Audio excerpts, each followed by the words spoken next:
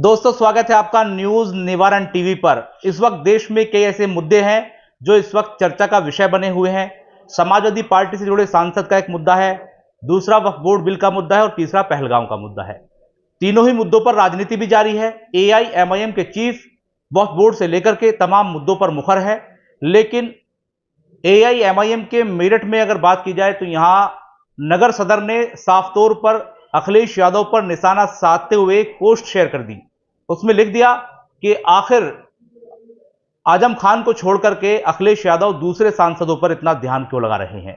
लालजी सुमन की इन्होंने बात कर दी। एआईएमआईएम के महानगर अध्यक्ष इमरान अंसारी ने यह कहा और ये किया, मेरे साथ खुद मौजूद हैं। जान लेते हैं कि आखिर क्या जहन है और क्या सोच है और इतना प्यार आखिर क्यों आजम खान को लेकर उमड़ रहा है, जबकि वो पहले ही समाजवादी पार्टी के नेता रहे हैं। सर, सबसे पहले स्वागत है आपका न्यूज निवारण टीवी पर। चुनावी दौर तो है नहीं, लेकिन चुनाव सर पर है, मुद्दे ज्वलनशील हैं। एक मुद्दे को आपने हवा दी और हवा ऐसी दी है कि अब वो चर्चा बनने लगी है, चर्चा का विषय हो गया है। आजम खान को भूल करके समाजवादी पार्टी अपने दूसरे सांसदों को सराह रही है, उनके साथ खड़ी है और पीडीए का फॉर्मूला लेकर चल रही है। तो पीडीए में तो मुस्लिम सांसद या मुस्लिम नेता भी आते हैं। बहुत शुक्रिया आपका मनोहर भाई न्यूज निवारण टीवी में। सबसे पहले तो मैं हमारे देश के अंदर जो एक बहुत दुखद घटना 22 तारीख को कश्मीर पहलगाम के अंदर घटी है, मैं उन घटना में मरने वाले तमाम 26 लोग हैं उनको खिराज अकीदत पेश करता हूं।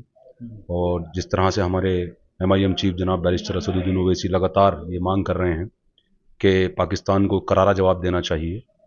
ये इस्लाम का नाम लेकर जिस तरह से बेगुनाहों को मारा गया, कलमा पूछकर मारा गया, किसी के कपड़े उतार कर मारा गया, पहचान करके मारा गया, महिलाओं को अलग करके मार दिया गया, ये बहुत दुखद घटना है। हम इसकी कड़े शब्दों में निंदा करते हैं और हमारे ये मुद्दे जो अभी आप कह रहे थे, कई मुद्दे हैं, हम इस पहलगाम के मसले को मुद्दा नहीं मानते हैं। हम इसे मुद्दा नहीं मानते हैं, ये हमारे दिल पर चोट हुई है। तो ये राजनीतिक मुद्दा हमारे लिए नहीं है। हम इसमें भारत सरकार के साथ पूरी तरह खड़े हैं। हमारे बैरिस्टर असदुद्दीन ओवैसी साहब ने ये बात वाजे तौर पर कह दी है, ऑल पार्टी मीटिंग में उन्होंने ये बात कही है कि सरकार जो भी कदम उठाएगी इस मुद्दे में पाकिस्तान के आयोजित आतंकवाद के खिलाफ, हम उसमें खड़े हैं। रही बात आपने पूछा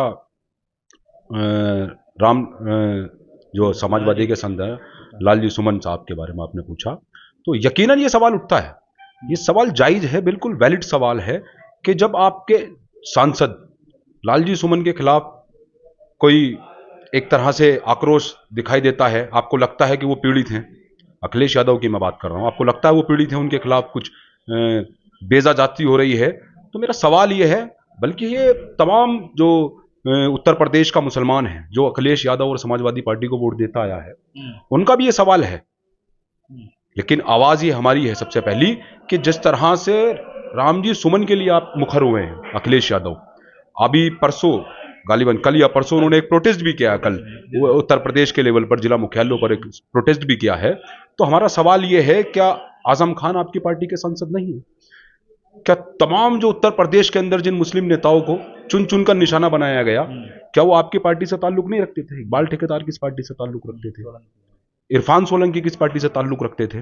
तमाम ऐसे हादसे हुए हैं, तमाम तरह से जो वोटर है आपका, जिस पर आप दावा करते हैं कि उत्तर प्रदेश का मुसलमान मेरे साथ है, और वही जो आपका बेस वोट है वो यादव वोट आपके पास है नहीं।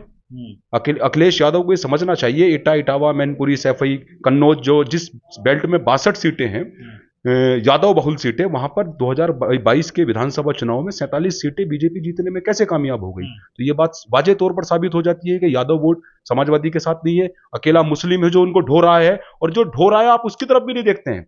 जब उस पर जुल्म होगा, उसके खिलाफ सड़कों पर मॉब लिंचिंग होगी, फर्जी एनकाउंटर किए जाएंगे, बुलडोजर की कार्रवाई होगी, और जब मुस्लिम नेताओं को चुन चुनकर निशाना बनाया जाएगा, अखिलेश यादव की आवाज नहीं खुलती है। तो ये सवाल तो बनता है, ये उत्तर प्रदेश के 4.25 करोड़ मुसलमान ये सवाल कर रहे हैं अखिलेश यादव से। Swami Vivekanand Subharti University, one of the leading universities of North India, 250 acres campus, 220 plus professional and vocational programs, 20,000 plus students, state-of-the-art infrastructure. Come and give wings to your career with Swami Vivekanand Subharti University, where education is a passion. NH58, Meerut, Delhi, NCR. अच्छा, आपका मेरठ की अगर बात कर ले तो मेरठ में चुनाव हुआ था, मेयर का चुनाव। अखिलेश यादव यहाँ आए थे, लेकिन वो निराश होकर इसलिए चले गए कि मुस्लिमों ने उनको नकार दिया। आपकी पार्टी दूसरे नंबर पर आ गई, लेकिन फिर गठजोड़ होता है, इंडिया अलायंस बनती है, कांग्रेस के साथ हो जाते हैं और फिर एक संजीवनी मिलती है और उत्तर प्रदेश में वो पहली नंबर की पार्टी बन गए हैं। तो आप ये कैसे दावा कर सकते हैं कि मुसलमान साथ नहीं है या फिर मुसलमान खाली उन्हीं के साथ है? आप भी तो डोरे डालते हैं मुसलमानों पर। नहीं, हम खाली मुसलमानों की बात नहीं कर रहे हैं। हमें उत्तर प्रदेश के अंदर सबसे पहले शोषित, वंचित, पिछड़ा समाज सम्मेलन करने वाली अगर कोई पार्टी है तो मजलिस इत्तेहादुल मुस्लिमीन है। पीडीए तो वो भी चला रहे हैं। हाँ, बिल्कुल चला रहे हैं। तो उनको ये बताना चाहिए कि उत्तर प्रदेश के अंदर जो ये 22% की आबादी मुसलमानों की है, वो पीडीए की जो फुल फॉर्म है वो बताएं ना, वो बताएं वो फुल फॉर्म पीडीए की। क्या उसके अंदर अल्पसंख्यक आता है या नहीं, मुसलमान आता है या नहीं, और अगर आता है तो उसकी आवाज़ आप कब उठाएंगे? रही बात मेयर चुनाव में, जब यहाँ पर अखिलेश यादव आए थे तो उन्होंने मायूस हो गए थे, लोगों ने उन्हें काले झंडे दिखाए हैं, उनके सामने एमआईएम के नारे लगे हैं, वो गाड़ी से नहीं उतर पाए, उनकी हिम्मत नहीं हुई अखिलेश यादव की मेरठ के अंदर वो गाड़ी से उतरकर रोड पर चलने। वो गाड़ी के शीशे बंद कर गुजर गए हैं। उन्हें समझ गए थे कि यहाँ पर एमआईएम को वोट मिल रहा है। रही बात डोरे डालने की, डोरे डालने का मसला नहीं है। हम ये कह रहे हैं, हम समाज में जो सबसे आखिरी पायदान पर शख्स खड़ा है, वो किसी भी समाज का हो, हिंदू हो, मुसलमान हो, सिख हो, ईसाई हो, दलित हो, कोई हो, हम उसकी बात कर रहे हैं, हम उसकी आवाज उठा रहे हैं। मैं फिर आपसे दोहरा रहा हूं, उत्तर प्रदेश के अंदर 2022 के विधानसभा चुनाव से पहले उत्तर प्रदेश में अगर कोई शोषित, वंचित समाज सम्मेलन करने वाली पार्टी थी तो मस्जिद इत्तेहादुल मुस्लिमीन थी। कोई ब्राह्मण सम्मेलन कर रहा था, कोई कुर्मी सम्मेलन कर रहा था, कोई राजभर सम्मेलन कर रहा था, कोई जाट सम्मेलन कर रहा था, कोई यादव सम्मेलन कर रहा था। हमने जितने उत्तर प्रदेश के अंदर आखिरी पायदान पर जो शख्स खड़ा है, जिस तक इंसाफ पहुंचना चाहिए, जिसकी आवाज ऊपर तक आनी चाहिए, हमने उसका सम्मेलन किया। तो ये इल्जाम तो हम पर गलत है ना। Prem hospital and modular test tube baby centre पिछले 30 वर्षों से निरंतर आपकी सेवा करते हुए अब और भी बेहतर रूप में बिजली बम्बा बाईपास पे भी state of the art infrastructure, 24 घंटे इमरजेंसी एवं ICU, gynaecology, obstetrics, laparoscopic surgery, laser surgery, cosmetic surgery, infertility, paediatrics, NICU, trauma आदि एडवांस्ड सुविधाओं के साथ कैशलेस सुविधा उपलब्ध है। Prem hospital, inspiring healing, empowering lives, near Shoprix mall, Bijli Bamba bypass, Meerut. ये बताइए, एक तरफ तमाम विपक्षी पार्टियां हैं जिसमें आप भी आते हैं। इंडिया अलायंस के साथ ना तो आप हैं, ना आज़ाद समाज पार्टी है, और कई ऐसी पार्टी हैं जिसको इंडिया अलायंस में लिया नहीं जाता। विडंबना यह है कि 37% वोटर भाजपा का है, जो कि आज नंबर 1 पर बैठी है, और कितने स्टेटों में गवर्नमेंट है, केंद्र में है, और बाकी बचे 63 जो परसेंट वोटर है वो तमाम विपक्ष का है। बावजूद इसके विपक्ष पिछड़ा है। आप तमाम मुस्लिम, दलित और पार्टियों में, जातियों में बंट करके एक दूसरे की वोट काटने में लगे रहते हैं। इंडिया अलायंस में आपको नहीं लिया जाता है या आप जाना ही नहीं चाहते हैं? वजह क्या है? और ये वोट जो काटने का सिलसिला है, जो आप पर भी आरोप लगते हैं, बैक टू बैक लगते रहे हैं, और वो आरोप आप तमाम कस्में भी खा रहे हैं, लेकिन जो लोग हैं उनकी जबान रुकती नहीं है। इसीलिए, क्योंकि विपक्ष में अगर हैं तो इकट्ठा हो जाएं तो शायद ही भाजपा का आप सामना कर पाएंगे, क्योंकि वोट शेयर तो विपक्ष के पास ज्यादा है। तो कैसे भविष्य में, अगर बात करें भविष्य के 27 में, क्या गठबंधन में जाएंगे, नहीं जाएंगे? अगर नहीं जाएंगे तो फिर भाजपा कैसे रोकेंगे? आपने कहा कि आपको इंडिया अलायंस में नहीं लिया जाता या आप जाना नहीं चाहते। हम आपसे कह रहे हैं हम जाना चाहते हैं, आप बात कराइए। हम कह रहे हैं ना, हमने 2022 नहीं जाता मतलब? हाँ, वही तो हम कह रहे हैं।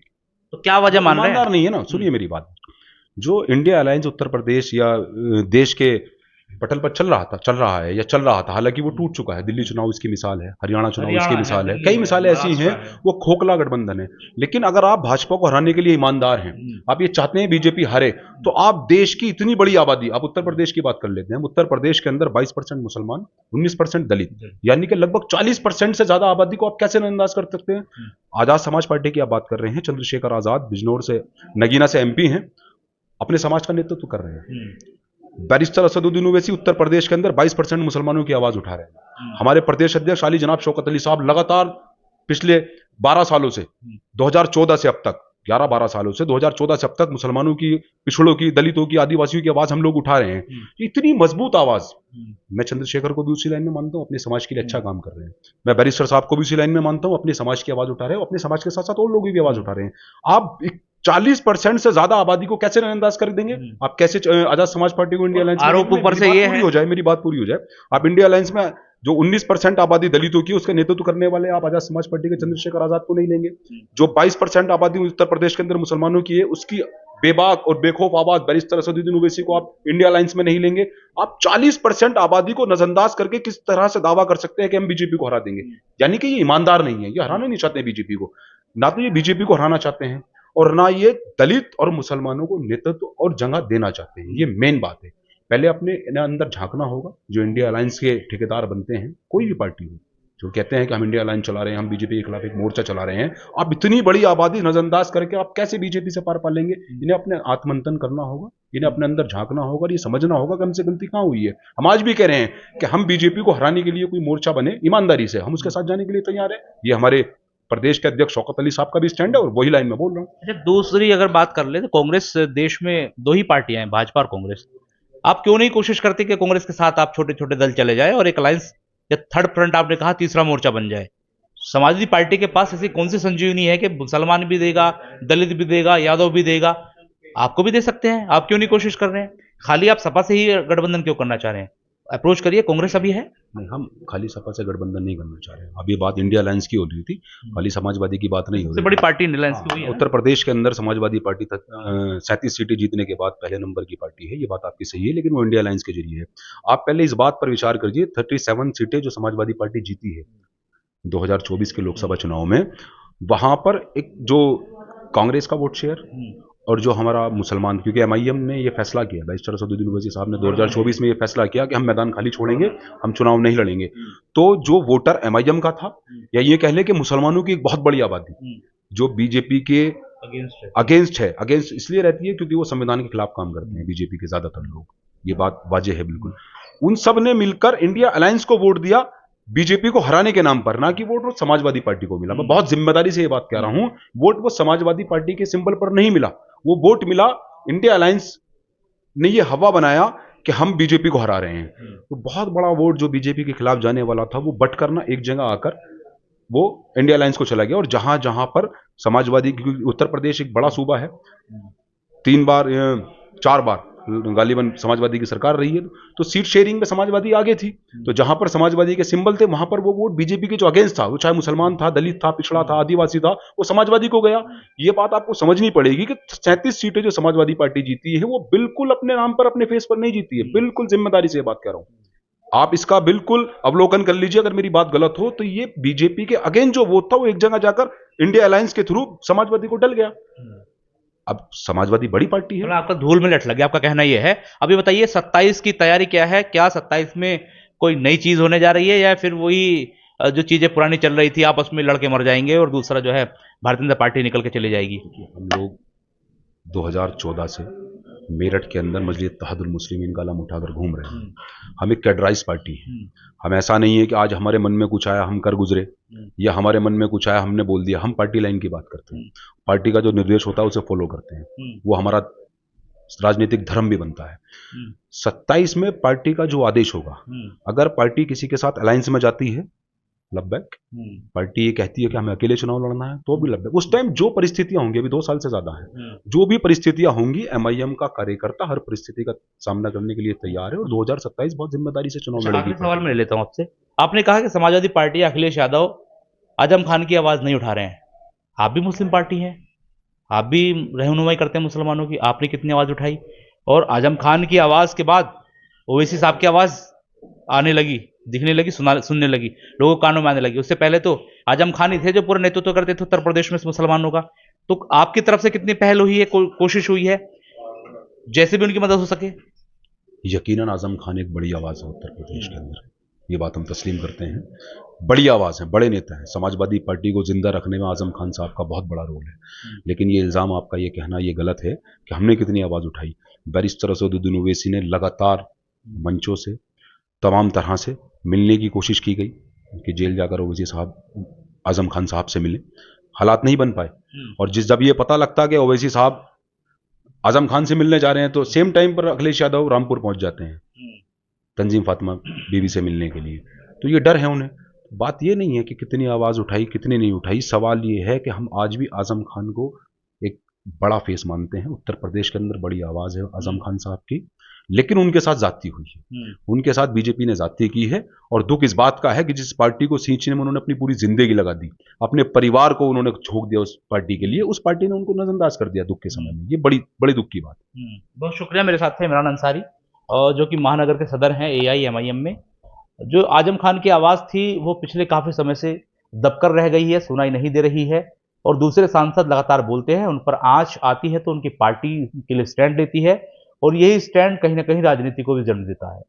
लालजी सुमन के फेवर में अगर अखिलेश यादव खड़े हुए हैं तो AIMIM ने सवाल पूछ लिया कि आजम खान भी तो आप ही के हैं, आपने क्यों कोई स्टैंड नहीं लिया। बात रही 2027 के आगामी विधानसभा चुनाव की, तो बातों ही बातों में एक बात तो ये समझ में आ रही है, कहीं ना कहीं कोई ना कोई कुछ ना कुछ चल रहा है। थर्ड फ्रंट, जो थर्ड मोर्चे की हम बात करें, तीसरे मोर्चे की, वो कोई कहीं ना कहीं जन्म ले रहा है। अगर ऐसा होता है तो भविष्य में समाजवादी पार्टी के लिए बड़ी मुश्किल खड़ी हो सकती है।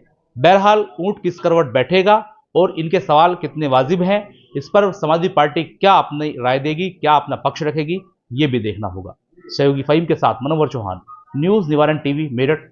जय हिंद।